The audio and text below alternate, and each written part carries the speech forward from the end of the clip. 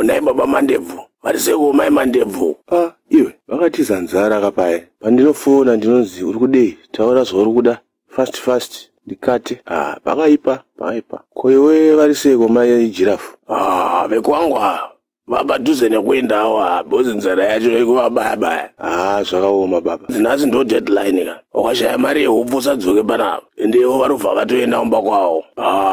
Baba, kana usina mari unodiwa naniko? Hapana munhu anotombokuda. Asi tichaita mari chete one day. Unoziva here kuti vakadzi ava mawana vanoda mari vanhu ivavo. So toti takatonobvunza shamwari dzaJudhasi kuti madhira aya ekutengeswa kwaJesu aya akafamba sei.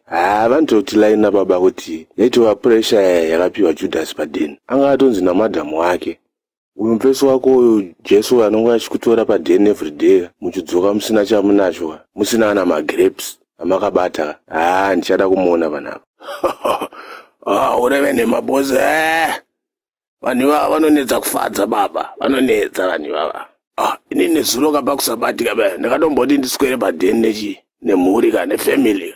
Ndakaswera ndichimhanya baba. Ndakamboti kandivaunzire kanyuro recipe kenyu kepizza.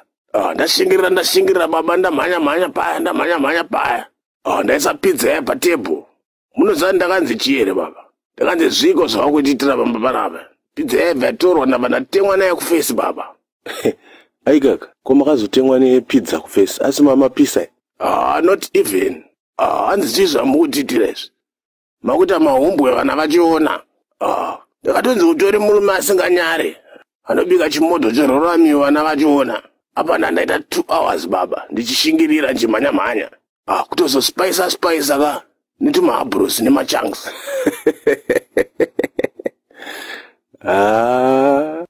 Giraffe, uchagadzira poison wangu.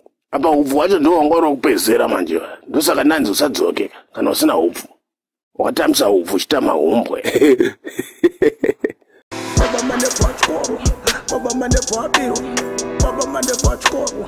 Baba Mandevu abirwa. Naga birwa. Naga chema.